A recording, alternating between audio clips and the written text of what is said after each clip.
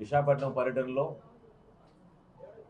Janasena party చేస్తున్న అనేక కార్యక్రమాలు,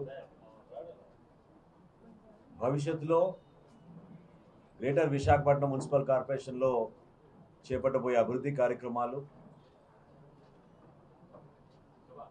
మా పార్టీ అధ్యక్షులు పవన్ కళ్యాణ్ గారు ఎప్పుడు కూడా ఉత్తరాంధ్ర పైన, ఇక్కడున్న వలసల పైన, ఇక్కడ మనం ప్రత్యేకంగా దృష్టి సారించి యువతకు ఉపాధి కల్పించాలనే తపన మా అందరిలో కూడా ఆయన ఇన్ఫ్యూజ్ చేసే విధంగా ప్రతి కార్యక్రమంలో కూడా చెప్తా వచ్చారు. దానికి అనుగుణంగా ఎంఎస్ఎంఈ ఇండస్ట్రీస్లో కానివ్వండి, రాష్ట్రంలో మేము ప్రభుత్వం నుంచి చేపట్టే ప్రతి కార్యక్రమం కానివ్వండి, ఈ ప్రాంతంలో ఖచ్చితంగా భవిష్యత్తులో భారీ స్థాయిలో వస్తున్న పెట్టుబడులు, ఇక్కడికి వస్తున్న పరిశ్రమలతో పాటు స్కిల్ డెవలప్మెంట్ మరింత పెంచే విధంగా ఒక కార్యక్రమం చేయాలని రాష్ట్ర ప్రభుత్వం ప్రతి నియోజకవర్గంలో కూడా అభివృద్ధి వెనకడుగు వేయకుండా ముందుకు తీసుకొస్తాం. జీవీఎంసీలో ఉన్న ప్రతి కార్పొరేటర్కి జనసేన పార్టీ నుంచి మా పార్టీ అధ్యక్షులు పవన్ కళ్యాణ్ గారు ఇచ్చిన సమాచారం, ఆదేశాలు ఈ ప్రాంత అభివృద్ధి కోసం ఇక్కడ ఒక మంచి వాతావరణం తీసుకొచ్చి, ఎవరు కూడా అభివృద్ధిలో మేము పాలు పంచుకోలేకపోతున్నాం అనే భావన కలగకుండా తీసుకెళ్లాల్సిన బాధ్యత మా అందరి పైన ఉంది. సంక్షేమం గురించి కూడా మీరు చూశారు, నిన్న గౌరవ ముఖ్యమంత్రి గారు, అదేవిధంగా గౌరవ ఉప ముఖ్యమంత్రి గారు P4 పథకం ప్రారంభించారు.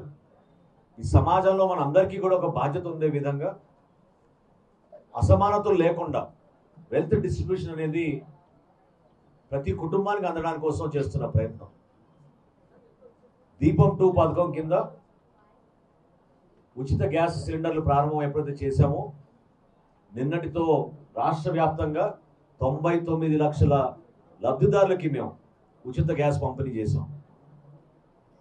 ఈరోజు చివరి రోజు, మళ్ళీ రేపటి నుంచి మళ్ళీ ఆ స్కీము మరొకసారి బుకింగ్ చేసుకోవడానికి వర్తిస్తుంది. సో ఈ ఆర్థిక సంవత్సరంలో 2025-26లో 3 గ్యాస్ సిలిండర్లు మరొకసారి ప్రతి కుటుంబానికి అందించడానికి కోసం పౌర సరఫరా శాఖ నుంచి మేము చేస్తున్న కార్యక్రమం రేపటి నుంచి ప్రారంభమవుతుంది. ధాన్యం కొనుగోలు విషయంలో మీరు చూశారు, శ్రీకాకుళంలో కానివ్వండి, విజయనగరంలో కానివ్వండి, విశాఖపట్నంలో కానివ్వండి,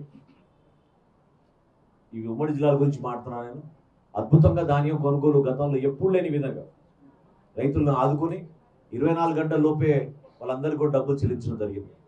రాష్ట్ర వ్యాప్తంగా 34,52,000 మెట్రిక్ టన్నులు ధాన్యం కొనుగోలు చేసి 8,200 కోట్ల రూపాయలు రైతుల ఖాతాల్లోకి నగదు జమ చేయడం 24 గంటల్లోనే చేశాం.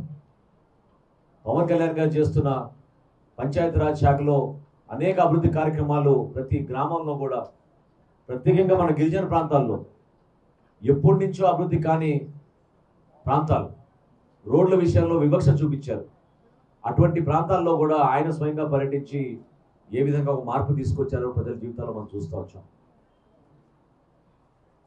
మా శాసనసభ్యులు మేమందరం కూడా పవన్ కళ్యాణ్ గారి నాయకత్వంలో మనం జరిగిన శాసనసభ సమావేశంలో ఖచ్చితంగా జనసేన పార్టీ 21 నియోజకవర్గాల్లో కూడా ఒక అంకిత భావంతో అభివృద్ధి, సంక్షేమం రెండు కూడా సమానంగా ముందు తీసుకెళ్లి ప్రజల్ని ఆదుకోవడానికి కోసం ఒక చక్కటి ప్రణాళిక మేము సిద్ధం చేసుకుంటున్నాం. మొన్న పిఠాపురం సభలో జరిగిన మా ఆవిర్భావ సభ ఒక అద్భుతమైన స్పందన. ప్రత్యేకంగా విశాఖపట్నం జిల్లాలో ఉన్న మా జన సైనికులు, మా వీర మహిళలు భారీ ఎత్తున ఆ సభలో పాల్గొన్నందుకు, సభని విజయవంతం చేసినందుకు ప్రతి ఒక్కరిని కూడా మనస్ఫూర్తిగా ఈ సందర్భంగా నేను ధన్యవాదాలు తెలుపుకుంటున్నాను.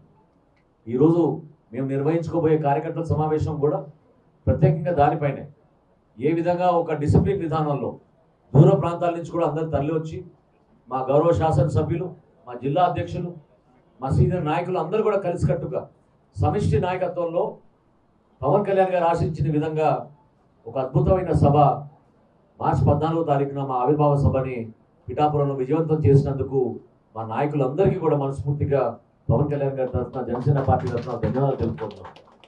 రాబోయే రోజుల్లో పార్టీని పటిష్టం చేసే విధంగా మండల స్థాయి నుంచి గ్రామ స్థాయి నుంచి ప్రత్యేకంగా బూత్ స్థాయి వరకు కూడా మేము కమిటీలు ఏర్పాటు చేసుకుని సిద్ధమయ్యే విధంగా ఒక ప్రణాళిక సిద్ధం చేసుకుంటున్నాం. తప్పకుండా అందరూ కూడా ఈ అవకాశంలో ఈ ప్రయాణంలో మీరు భాగస్వాములు అవ్వాలి. కూటమి ప్రభుత్వంలో మనం భాగస్వాములు ఉన్నాం కాబట్టి మనకు ఒక బాధ్యత ఉంది.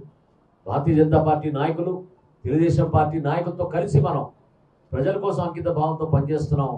దానికోసం మనం మన పార్టీ అధ్యక్షుడు పవన్ కళ్యాణ్ గారు ఇచ్చిన ఆదేశాలని తూచా తప్పకుండా మనం పాటించి పార్టీని ఎప్పుడు కూడా ప్రజలకి మరింత దగ్గరయ్యే విధంగా పనిచేయాల్సిన సందర్భం ఇది. సో రాబోయే రోజుల్లో గతంలో ఏ విధంగా మేము పోరాటం చేశామో, ఏ విధంగా ప్రజల దగ్గర నుంచి మేము జనవాణి కార్యక్రమం తీసుకెళ్ళి వాళ్ళు ఎదుర్కొన్న సమస్యల కోసం పరిష్కారం కోసం మేము నిలబడ్డాము, ఏ విధంగా విశాఖపట్నంలో దౌర్జన్యంగా ఎప్పుడు లేని విధంగా లా అండ్ ఆర్డర్ సమస్యలు సృష్టించి భూ కబ్జాలు చేశారో వాటిని ఏ విధంగా వ్యతిరేకించారో మీరు చూశారు.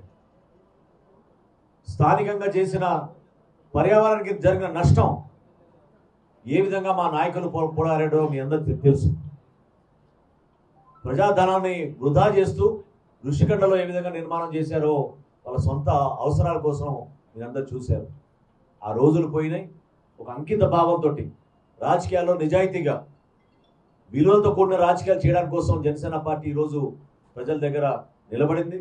ప్రభుత్వంలో మేము భాగస్వాములు ఉన్నాం కాబట్టి పవన్ కళ్యాణ్ గారి నాయకత్వంలో, రాష్ట్రంలో గౌరవ ముఖ్యమంత్రి గారు చంద్రబాబు నాయుడు గారి నాయకత్వంలో, కేంద్రంలో నరేంద్ర మోడీ గారి నాయకత్వంలో మన రాష్ట్రానికి ఒక బంగారు భవిష్యత్తు ఉందనే నమ్మకంతో మేము అందరం కూడా కలిసికట్టుగా ముందుకెళ్తామని ఈ సందర్భంగా మీ అందరికీ మరొకసారి తెలుపుకుంటున్నాను. మరిన్ని వీడియోస్ కోసం ఛానల్ ని సబ్స్క్రైబ్ చేయండి. లేటెస్ట్ అప్డేట్స్ కోసం వాట్సాప్ ఛానల్ ని ఫాలో అవ్వండి. ఆ లింక్ డిస్క్రిప్షన్ లో ఉంది.